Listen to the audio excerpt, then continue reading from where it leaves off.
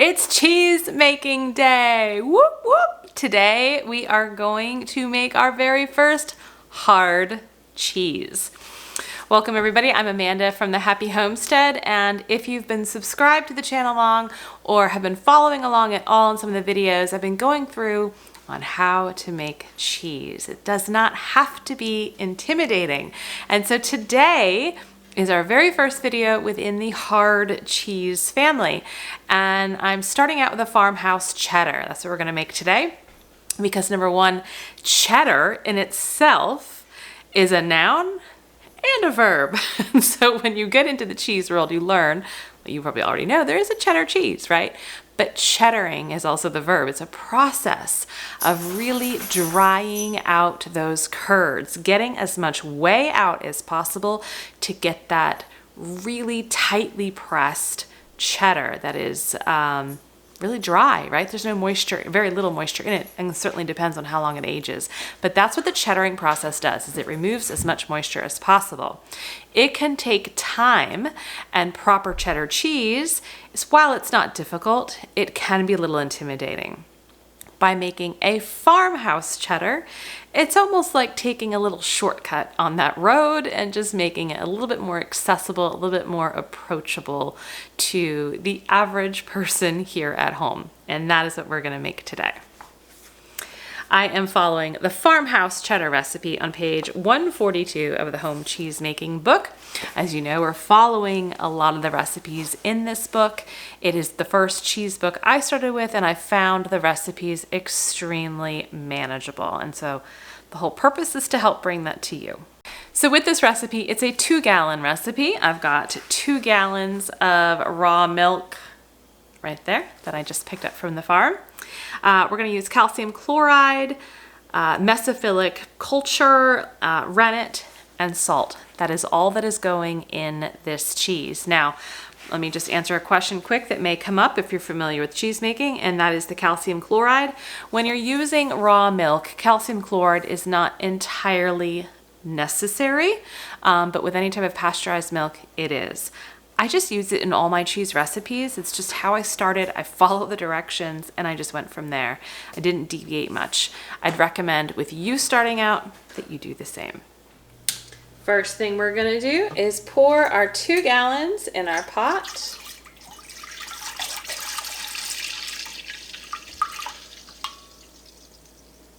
And remember, when I'm using raw milk, I stop halfway through, shake it, and then go again, and that's just to get all that good cream. If you're using store-bought milk, you want to buy whole milk, not skim, not 1%. I would not even bother with 2%. Go whole milk.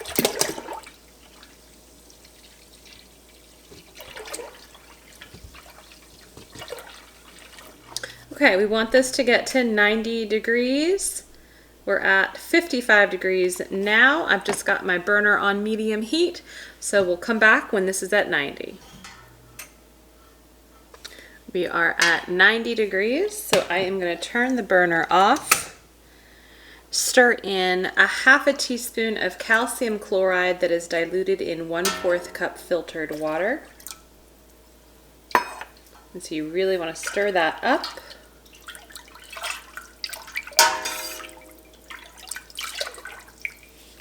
And now I'm going to add in my 1 packet of mesophilic culture.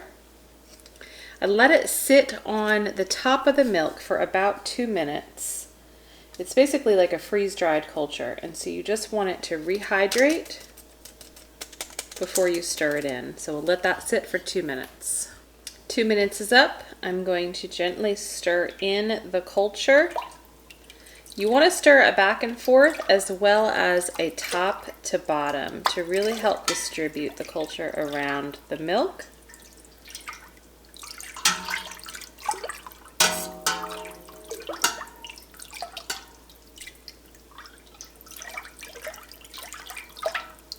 Okay. And now we're going to let that sit for 45 minutes. Putting a lid on helps to keep it at that 90-degree mark. and we'll come back in 45 minutes and add our rennet in. But this is the time and temperature that it needs for the culture to really get through the milk before we add in our rennet. 45 minutes is up. We're going to go ahead and add our rennet. So we have a ½ teaspoon of rennet diluted in a 1/4 cup of filtered water. Now, if you're using cream top milk, you want to make sure that you are stirring again back and forth as well as top to bottom, because your cream has risen over that 45 minutes. Ideally, your milk temperature is still around 90 degrees. I'm a little high at 96, that's okay.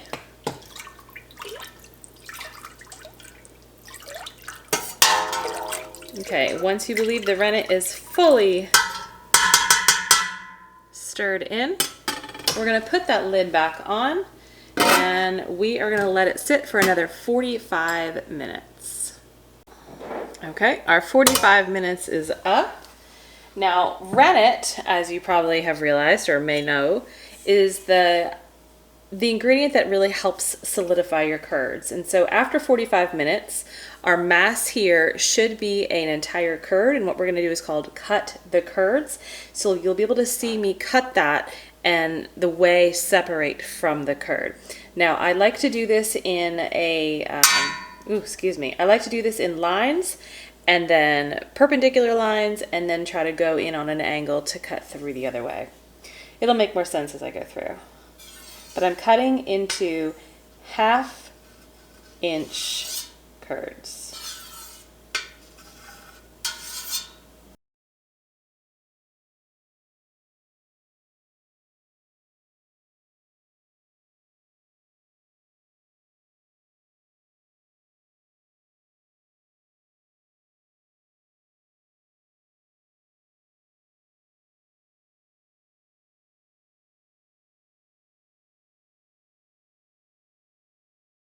Okay, so we should have 1/2 inch curds, hopefully all the way through. You may see like some longer pieces, and you just want to make sure you see those, you cut those.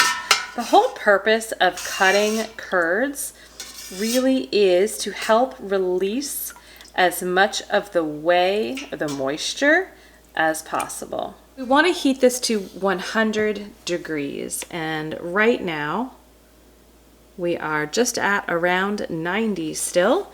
So we've held that 90-degree temp, but we want to get to 100. And so I've put it to a number 2 on my stove, and I'm going to just kind of come through and stir this probably about every 3 to 4 minutes. And we're going to very slowly get that up to 100 degrees. Now, again, I find this helpful for myself, so this is why I'm explaining it to you. We're heating the curds and the whey because that actually helps the curds release more of the whey. And we're stirring because we don't want the curds to become matted and a single mass. We want them to stay in their separate curd cubes as much as possible to help release as much of the whey as possible. So I'm going to kind of keep stirring this sporadically every 3 to 4 minutes until we get to 100 degrees, and that should take approximately 30 minutes. So it's been roughly 30 minutes, and I've been stirring periodically, and we are at 104, so we are where we need to be. Don't stress if your temperature is off by a few degrees. I mean, you want to keep it ideally as possible to what the recipe says, but do not think that everything is ruined if you are a few degrees off. All right, we're gonna let this sit for 5 minutes, let the curds all sink to the bottom, and then we'll come back and strain them. Okay, it's been 5 minutes. We are going to take our curds. I've got a colander here that is in a bowl lined with cheesecloth, And I am going to very carefully spoon my curds into my cheesecloth lined colander.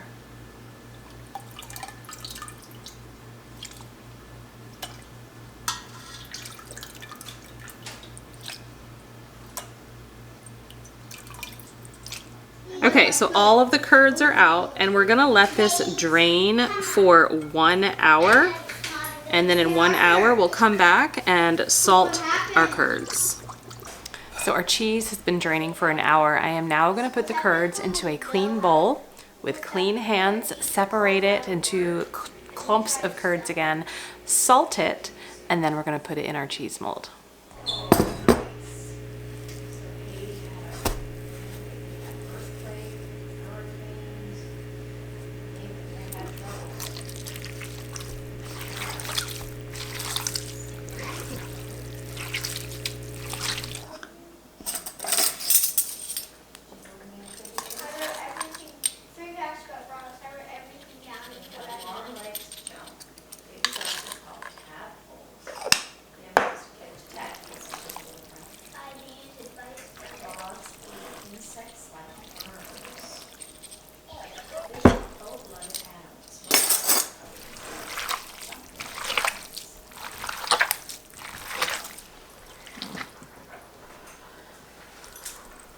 What can I do? Nothing. Well, Marley, what do you have? Harper, try to sit at the table, okay?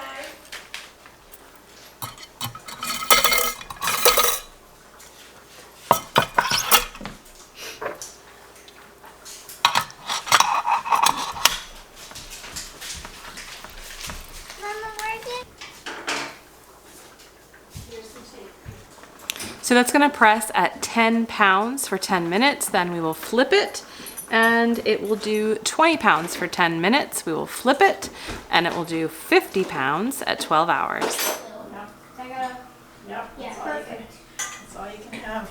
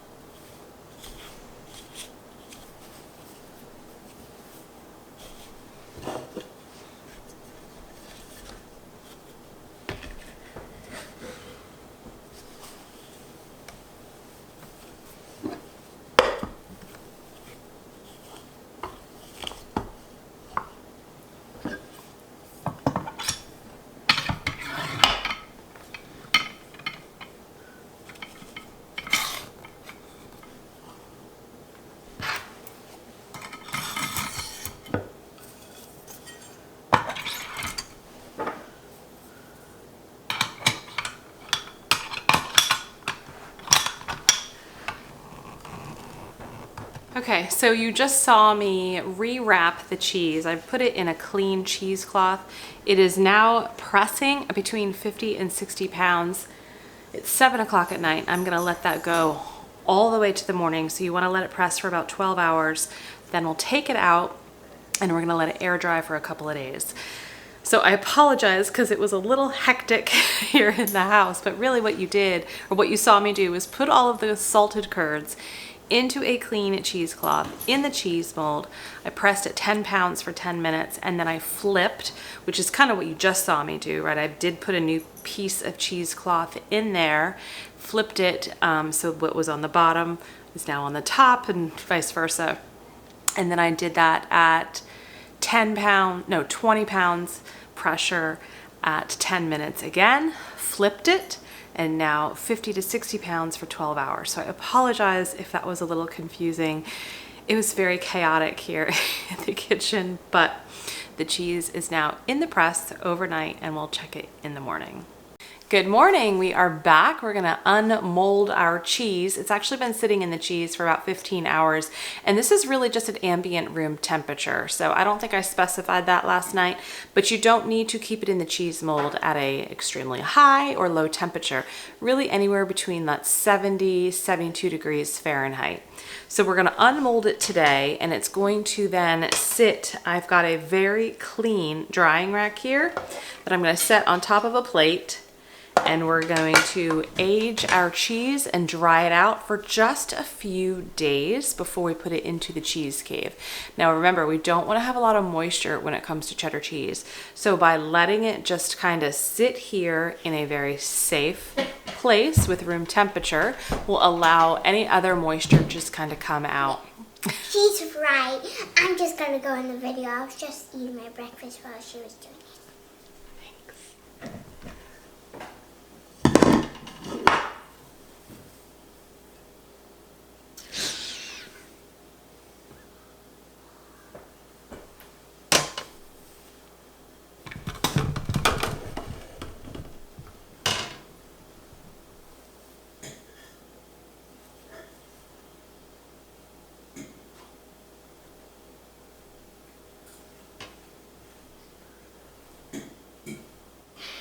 Okay, so the cheese looks good. It's a really well compacted cheese. It should not feel spongy, right? It should feel, obviously it's not going to be totally firm, but it should feel very well compacted and have a very mild, pleasant aroma. It should not smell or have any odors coming off of it.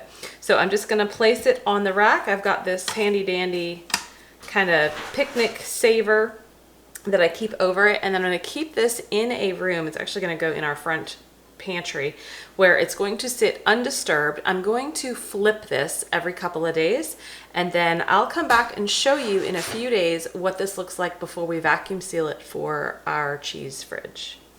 It has been almost 2 full weeks since I last filmed and took the cheddar out of the press. Now, normally it would not age at room temperature like this for that long, but it was really seeping, right? It had a lot of moisture coming out. I don't think I pressed it as well as I should have.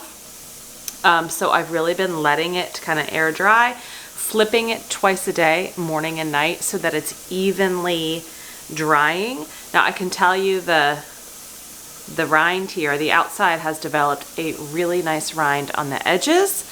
The inside, not as much. It's getting there, but not as much. But it is ready to go ahead and be vacuum sealed and put into the cheese cave. So I'm choosing to vacuum seal my cheeses because it actually helps create its own little cheese cave, its own little perfect environment with the perfectly controlled humidity, so you don't have to worry about it. You just need to then put it in your refrigerator. You don't really want it at like high 30s, low 40s. You do kind of want it at a high 40, low 50 type of temperature. That may not be suitable for your actual refrigerator. It's okay, don't worry about it. If you can get like a little dorm fridge or something and then control the temperature that way, that works. But for just starting out, vacuum seal your cheeses and put it in your fridge. And do not forget to label the bag with what it is and the date, because inevitably you will not remember.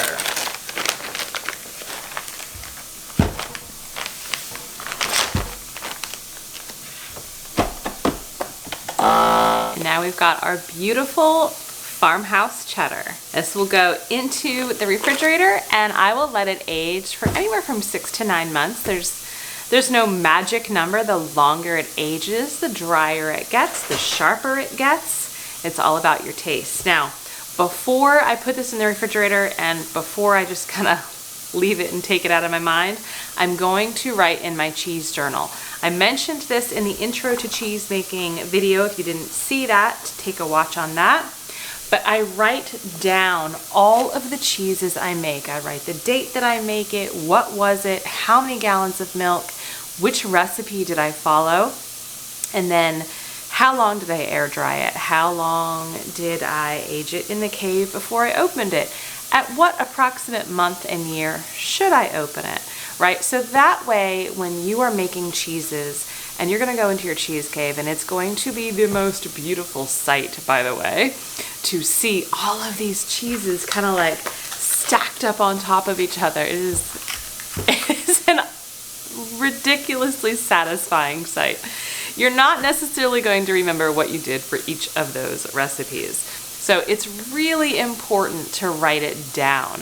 I also write down after I open it, how does it taste? Is it good? There's a couple in here where I've written, you know, oh my gosh, this was amazing. You've got to make it again. Or, you know, don't use this because this didn't taste good. Don't make this one, or don't use that culture again. So all kinds of tips and tricks to help your cheese making get better over time. All right. That's it for the cheddar. I'm gonna go log this in and I'll open it in anywhere from 6 to 9 months. And I will see you on our next cheese making video. Stay happy, stay healthy. Bye-bye.